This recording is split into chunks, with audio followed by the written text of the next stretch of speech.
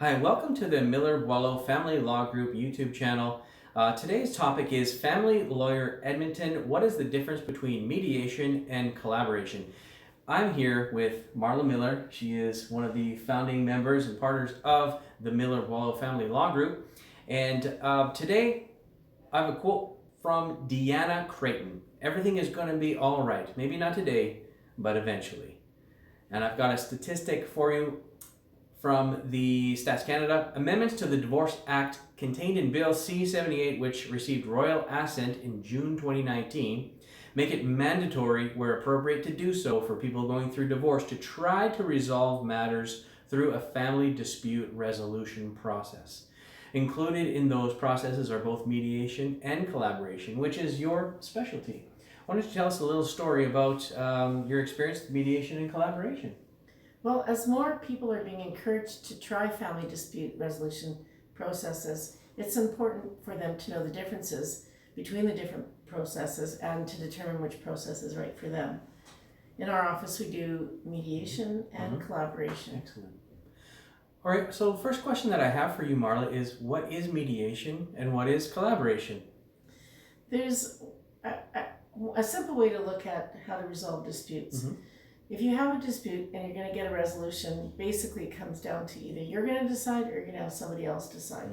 Somebody else deciding would be a judge, or if you're going to go to arbitration. If you're going to decide, then sometimes we can think about it like, how big is the table going to be? Is it going to be you and your spouse sitting down at home or at Tim Hortons having a conversation and resolving things? If you can't do that, then you make the table a little bit bigger. So one way of doing it might be to invite a mediator to help you. A mediator is a neutral third party who will work with the two of you directly to help you to come to an agreement. But still, it's the two of you that are going to be making the decisions. If that's not an option or appropriate, the table gets bigger, and then you might each go and have your own collaborative professionals at the table. Okay. The next question that I've got for you is what is the difference between the two processes? There's a lot of similarities between the two processes. We should start with that. Sure. The similarities are that you're in the driver's seat. Ultimately, nothing's going to happen unless you and your spouse can say yes. The differences are who's at the table helping you with the process. In both processes, usually they're interest-based processes, so it's important to understand what the law is about, but it's really important to understand what's really important to you and your spouse, because you're not going to say yes unless both your needs and interests are met. So the major difference is just the number of people that are going to help you to do that. Okay, now how do I know which process is best for me? Well, sometimes people start off with mediation because mediation is more cost efficient than collaboration generally, because if you think about it, in mediation you have one professional, a mediator such as myself or Pierre, that's at the table helping you, and you're sharing that cost. In collaboration, to start with, you might have both of your lawyers there. You might have other professionals as well that are helping you, and you're each going to be paying for your own lawyer. So that being said, people might think, well, we're going to mediate. True enough, but if for whatever reason you think that you cannot appropriately look after your own interests, you're intimidated, you don't have a voice, maybe you have some concerns that you're not going to understand some of the information or the options, even when support is brought in to help you with it, then mediation may not be the right process for you. Okay. Now, do lawyers have to have special training to do mediation or to do collaboration? Is there a special process that they got to go through to become mediators or collaborators? The interesting thing is, no, there's no training that's required. In fact, you don't have to be a lawyer. Anybody can hang up the shingle and say, guess what? I'm doing mediation.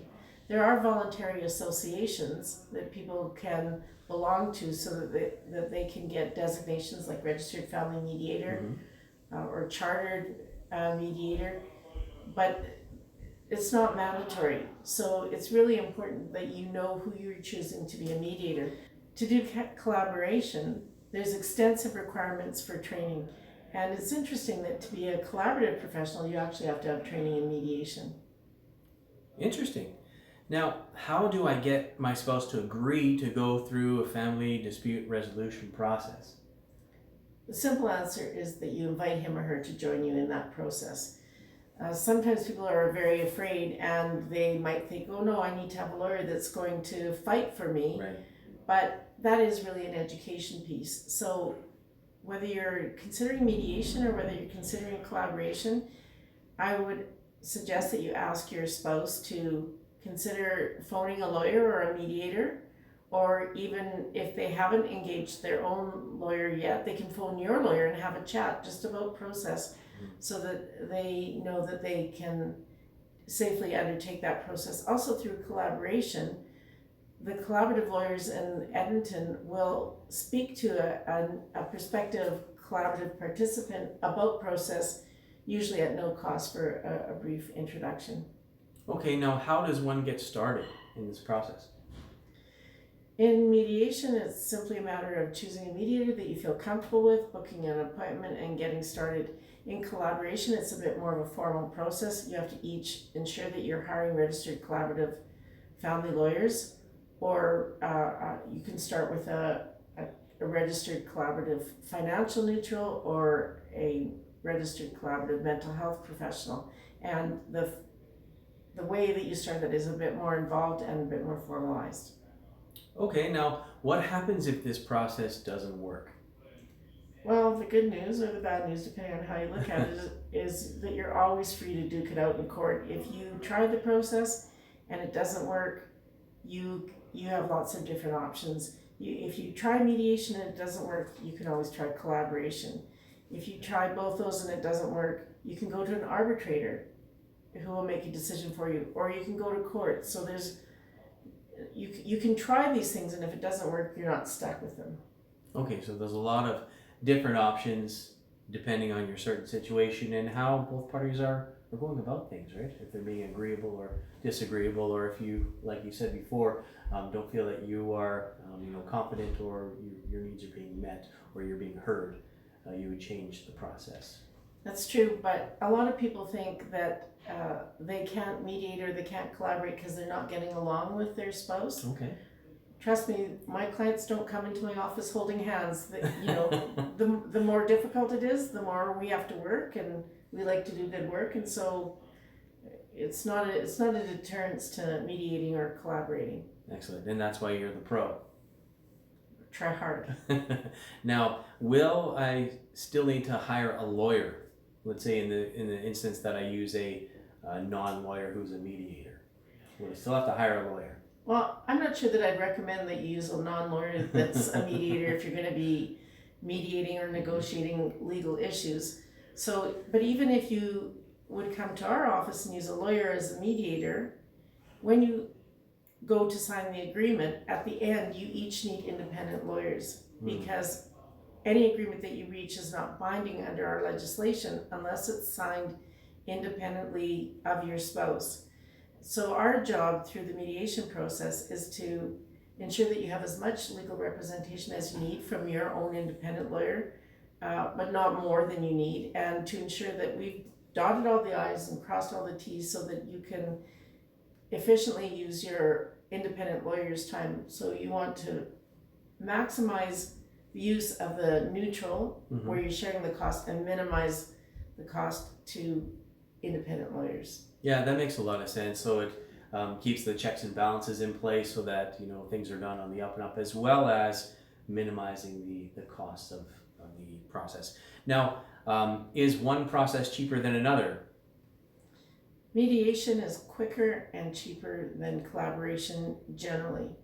Sometimes though, if someone is trying to mediate but they don't have the capacity to make decisions, or they're not focused, sometimes collaboration, depending on how it's done, it can be less costly, but generally it is a more costly process. Excellent. Well, thank you so much, Marlon. That was very informative, and I learned a lot. Every time that I sit down with you guys, I learn more about mediation, collaboration, and the whole divorce process. And if you guys have some questions about how to get started. And if you are going through a divorce right now and you need professional legal advice or counsel, I encourage you to contact Pierre or Marla at Boileau Family Law Group, and they'll be glad to help you and set you on the right path. We have a lot more videos coming up, and I would like you guys to give us a thumbs up if you like what you saw here, and subscribe to the channel, and we'll be sure to provide more relevant content. Again, our topic today was Family Lawyers Edmonton. What is the difference between mediation and collaboration? We'll see you guys next time.